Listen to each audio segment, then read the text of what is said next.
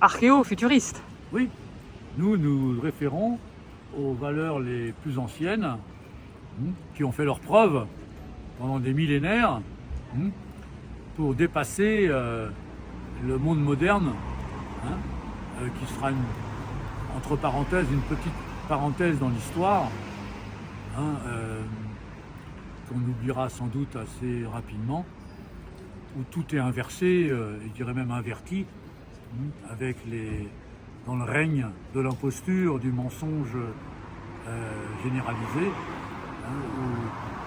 où le mensonge est devenu la vérité, comme disait George Orwell, l'auteur de 1984, qui était un visionnaire,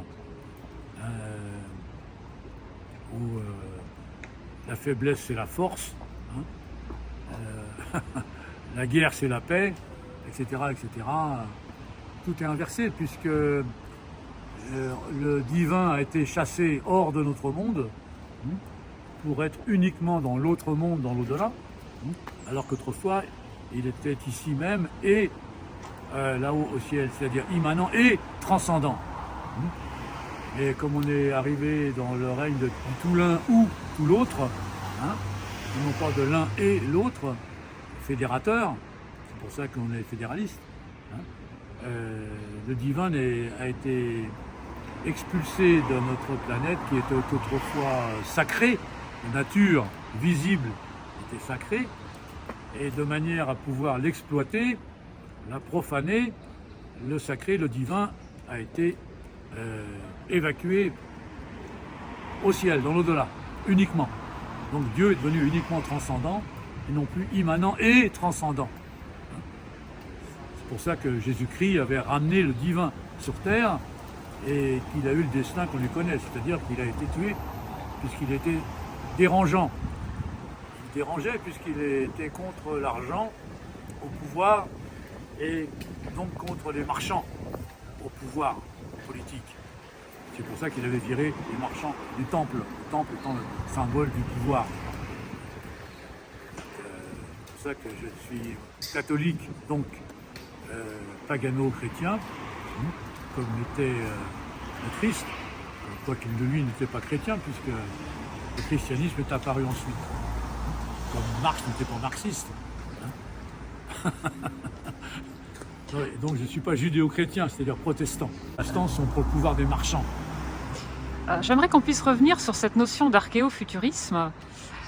Est-ce pour vous le meilleur des remparts contre le transhumanisme? Le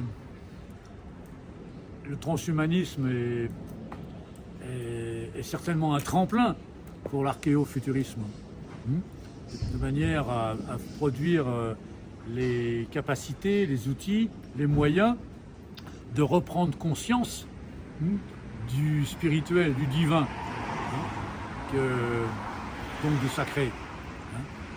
Mais il est évident que qu'on appelle le transhumanisme ou l'intelligence artificielle et comment on appelle ça, les techniques, les technosciences sont un épisode dans l'histoire de l'humanité pour reprendre conscience de l'ordre cosmique, c'est-à-dire de l'ordre divin, qui est de toute façon bien plus capable que toutes sortes de recherches technologiques et de pouvoirs artificiels créés par les hommes pour bien plus capable pour reprendre la destinée de l'humanité. On peut même dire, comme j'en parlais récemment avec ma compagne, que cette histoire de transhumanisme et d'intelligence artificielle prend plutôt l'aspect du diable, de quelque chose de diabolique qui, pour tromper les hommes, prend l'apparence du divin. Pouvez-vous nous parler de ces quelques œuvres qui sont présentés ici en vitrine et qui ont toujours beaucoup de succès auprès des passants de Montparnasse. Oui, là, ma série des chats que j'ai réalisé dans les années 80-90. Car j'aime beaucoup les chats parce que ce sont des animaux autonomes, qui ont tendance à être autonomistes, comme nous-mêmes, qui cherchons à devenir des individus autonomes, tout en vivant en communauté, puisque la société a tendance à nous uniformiser. La société marchande. Nous sommes pour une société de communauté et non pas d'individus indifférenciés. Et les chats ont souvent prouvé dans leur histoire qu'ils peuvent se passer d'un maître. Et on leur reproche de se prendre pour des dieux quand on leur donne à manger. Alors que le chien, il a tendance à prendre son maître pour un dieu parce qu'il lui donne à manger. C'est l'inverse. Et donc, nous sommes pour le pouvoir autonomiste, c'est-à-dire pour le pouvoir des chats. Alors par contre, il est vrai que dans les sociétés traditionnelles, le lien entre maître et disciple est primordial. Et que c'est vrai que pour la communauté, on ne peut pas être trop individualiste. L'individualisme tue les liens communautaires. Non, les liens communautaires, naturellement, sont les liens entre les êtres. Entre les êtres, alors que les liens sociétaires, en association, et non pas comme les liens communautaires en communion, sont des liens de l'avoir, des avoirs, de la possession, de l'appropriation. Donc les liens communautaires des êtres sont favorables toujours à la circulation des biens à l'intérieur. Voilà, ça, les peintures que j'appelle archéofuturistes, comme elles le démontrent, que je fais beaucoup de peintures abstraites et de collages avec des images du passé le plus lointain, voire même de la préhistoire, du présent et du futur, avec des navettes spatiales, fusées, etc. J'ai remplacé avec une note d'humour la Concorde, place de la Concorde, par une fusée Ariane. Ici aussi, il y a des fusées, des navettes spatiales, des images de la préhistoire, de l'antiquité grecque et celtique, avec des menhirs de Stonehenge. Là, il y a une fusée ici aussi. Là aussi, j'ai illustré avec une image de l'intelligence artificielle cette étape vers le futur. Nous ne sommes pas passéistes, nous sommes futuristes. Nous ne sommes pas nostalgiques. Et nous sommes dans une démarche non pas nostalgique ni politique, mais artistique. Nous avons une vision artistique du politique. C'est-à-dire une vision historique de mise en scène des peuples pour leur renaissance dans le 3e millénaire. La grande Europe que nous pressentons, c'est la grande Europe donc des États-régions, et voire même étendue au nord de la planète. Les guerres qui nous font peur aujourd'hui, comme avant la guerre de 14, peuvent devenir, si on arrive à les enrayer, une entente entre tous les peuples du Nord, qui sont de même origine et de même culture, du nord de la Terre, vers une grande fédération, sur le modèle des USA et de la fédération russe d'ailleurs. Il ne faut pas oublier que la France actuelle est l'un des derniers pays centralistes totalitaires comme la Chine. Il ne faut pas oublier que nos prétendues démocraties centralistes jacobines hein, ont servi d'exemple à Adolf Hitler, hein, quand il a créé les bases du Troisième Reich. Il n'a pas osé aller aussi loin que les révolutionnaires français, en supprimant les régions, les Länder, pour en faire des départements, hein, qui n'avaient plus rien à voir avec l'identité des habitants. Hein, par exemple, en Bretagne, les Léonards et les Cornouaillais se sont retrouvés des Finistériens. des Trégorois, des Costarmoricains.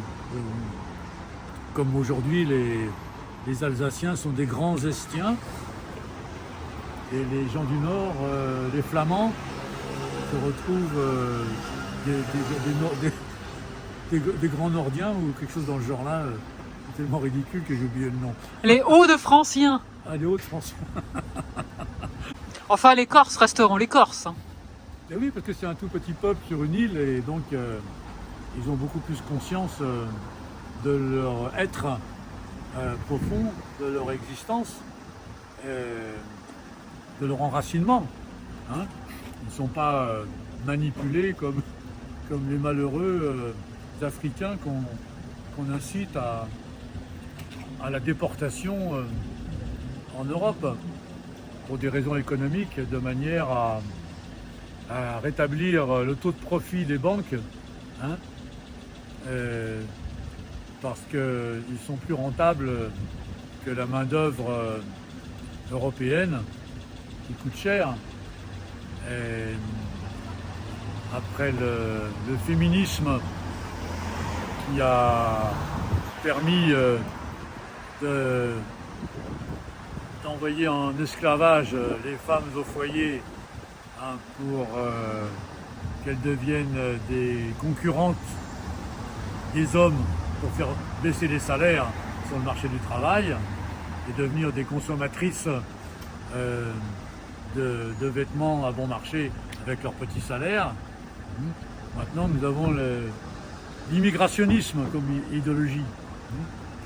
Et le système marchand se sert de nombreuses idéologies pour servir la diversion, quoi, hein, de manière à détourner l'attention du véritable adversaire des peuples, qui est le système bancaire international.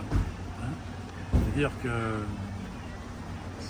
on passe maintenant par le wokisme, après le réchauffisme, le LGBTisme, et maintenant le transgenrisme, etc., etc. Pendant que les gens s'occupent de ça, ils ne s'occupent pas de l'essentiel. C'est-à-dire que de leur essence. Comment et pour qu'ils ne cherchent pas à changer quoi que ce soit, on leur propose de changer quelque chose quand même, c'est-à-dire de changer de sexe. Après quelques heures de bourrage de crâne à la télévision. Alors justement, est-ce que finalement ce désir de transmutation qui fait partie de l'essence de l'humain a tellement envie d'une réalisation qui ne soit pas intellectuelle que finalement il passe par des voies complètement absurdes et contre-productives, alors qu'il faudrait rechercher une réalisation par le haut, c'est-à-dire être vraiment exemplaire sur le plan du niveau de conscience. Mais alors, comment faire pour passer le mur de l'intellect? De toute façon, c'est comme je disais tout à l'heure, c'est chacun a sa place, c'est une place pour chacun. Hein. Il est bien évident que on ne va pas donner dans l'homophobie ou je ne sais pas quelle autre phobie maintenant, parce que c'est le mot à la mode, c'est les phobies. Hein. C'est-à-dire que nous pensons que la place du pouvoir politique, c'est le pouvoir philosophique, hein, et non pas économique, avec tout ce qui s'ensuit. C'est-à-dire que c'est pas si nous voulons une dictature, c'est celle de la philosophie, de la sagesse. Hein, c'est tout. C'est-à-dire que toutes les autres particularités doivent avoir leur place dans la société, mais dans je dirais des communautés, des castes différentes.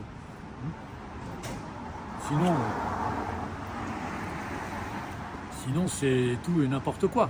Bien. Donc il nous faut des références, il nous faut des maîtres. Si tout est interchangeable, si tout se vaut et s'équivaut, plus rien ne vaut plus rien, puisqu'il n'y a plus de hiérarchie et de valeurs différentes. Donc de niveau de conscience du bas vers le haut, tout est égalité, comme on dit, liberté, égalité, fraternité. Et en fait, la liberté, c'est devenu la liberté du libre-échange des marchandises. L'égalité, c'est celle des marchands au pouvoir. Et la fraternité, c'est la fraternité internationale des banquiers. Et les droits de l'homme, c'est les droits de l'homme d'affaires. Les droits de l'homme d'affaires sur la planète dans le système capitaliste. Donc il nous faut d'autres références. Oui, c'est les références les plus anciennes qui me paraissent, celles qui ont fait leurs preuves pendant des millénaires, qui me paraissent les plus valables et exemplaires. Et non pas celles des délires de la marchandise au pouvoir depuis 2 ou 3 siècles.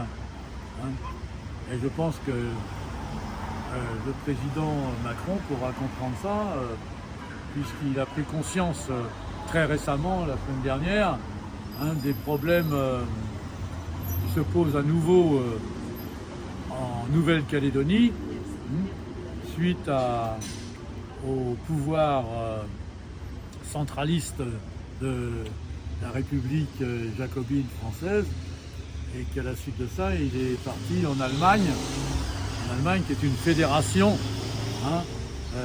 de Länder depuis la fin de la dictature nationale-socialiste,